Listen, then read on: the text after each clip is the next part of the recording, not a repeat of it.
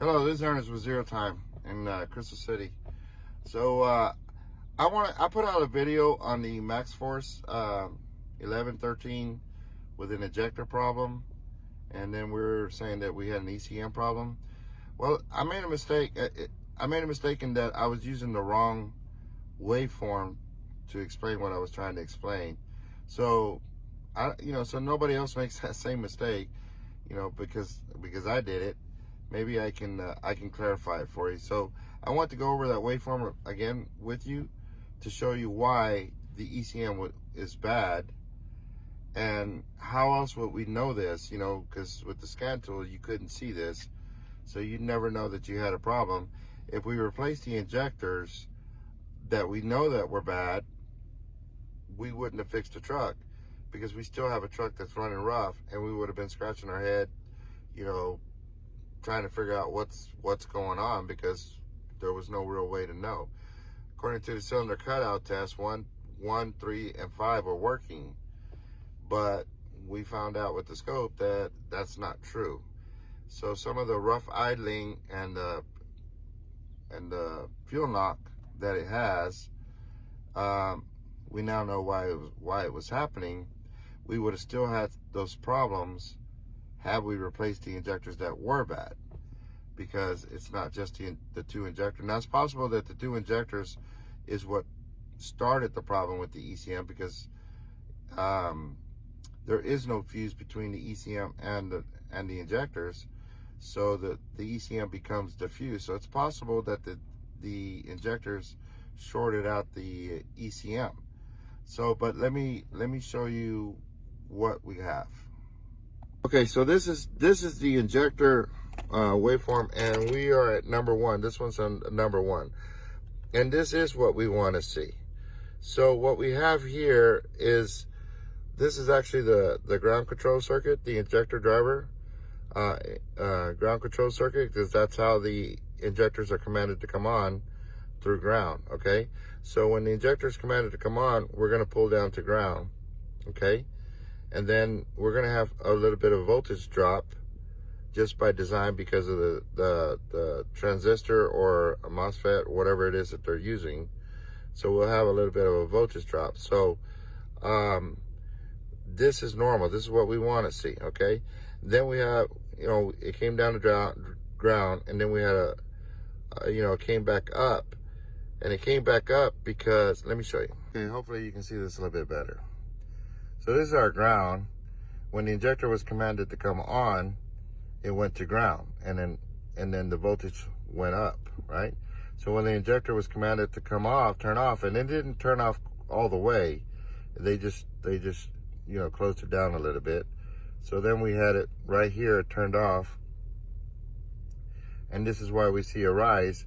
And we see a rise because of the magnetic field. The energy's got to go somewhere.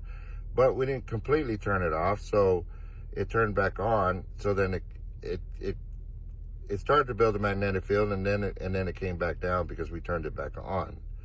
So this is where the injector was. It's throttling right here and right here, and then we have the voltage spike. This is the magnetic field collapsing. Okay, so when we turn it off, it builds all that energy. That magnetic field's got to go somewhere, and then it dissipates, and that's what this is right here. So that's what it's supposed to do. Let me show you the one that we were looking at that it's not supposed to do. Okay, so this is the one that I showed by accident. This is not the way it's supposed to work. So we came across here with bias voltage. The injector was commanded to come on, but it went up instead of to ground, and then we had a voltage come up on the voltage supply side. Okay, so, and then of course it came down, and then it tried to throttle it, but you see we don't have that spike right here. So if we don't have this spike, there's no magnetic field. If we didn't have this magnetic field, there's no magnetic field over here, right, that it's creating. Okay, because we didn't go to ground, right? So we have voltage drop, and that's why it went up instead of down. Okay, so if we didn't have that magnetic field, then the pintle and the injector didn't open. So this this injector, and it's the same injector, number one, didn't fire, right? And because it didn't fire, it didn't close. And we know this because we're missing the magnetic field here collapsing, all right? So this injector didn't fire, and it's the same injector, so it's happening intermittent, right? So let me go back a few, let me go back. Right there, we had it fire. Right there, we didn't, right? So it didn't fire there. Right there, it didn't fire.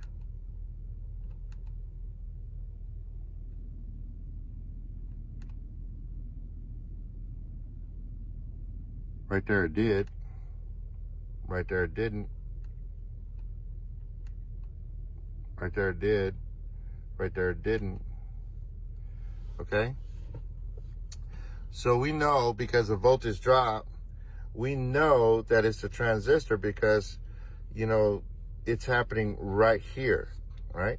So if it came down and went over just a little bit and then went rise back up, then we might be looking at a injector, harness, connector, whatever, that had a short or high resistance, but it would have been on this side, right? But because it didn't never come down, right? It went up instead, then that's a voltage drop. Well, it's happening at the resistor itself. And this is how we know that the ECM is what's bad on this one.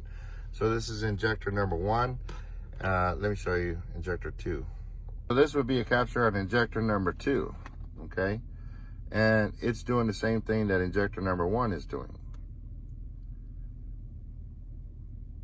All right? We don't have the waveform that we want.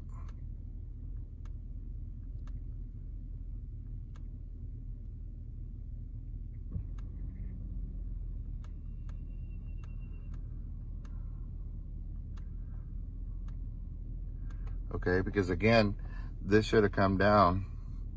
I'm sorry.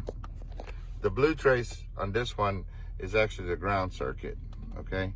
So we do have the spikes right there, but we lost them again, just like injector number one.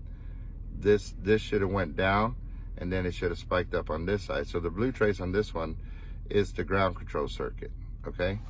So what I want to explain, so we did these cylinder cutout tests, and cylinder cutout test told us it was 2, 4, and 6. The resistance test told us that it was 4 and 5. But looking at the scope, we actually have a problem with the injector drivers on 1, 2, and 3, and then we do have a short on 4, 5, and 6. So, and that's because injector 4 and 5 are the ones with the high resistance. So we replaced the 4 and the 5 because of the high resistance, or we replaced the injectors because of the cylinder cutout test, which is what 2, 4, and 6. We would have never fixed this problem. We would have fixed those, but the truck still would have been running rough. Maybe had some fuel knock, because fuel knock is how I got started in checking this. I assumed that we were going to see the ECM overcompensating for cylinder, for the 2 dead cylinders, right? So I assumed that it may have been overfueling the other cylinders, to try to make up for the 2 that weren't working. That's what I thought I was going to see. Or that we had another injector that was just leaking, right? That's what we thought we were going to see. But in reality, well, that's not what's going on. What we're having is an ECM problem, and what we've lost is our injector drivers they're intermittently losing ground control, right? We've got too much resistance at the transistor, and that's why you're seeing the voltage go up instead of down. So we know that it's at the ECM. So without the scope, we would have never known this, right?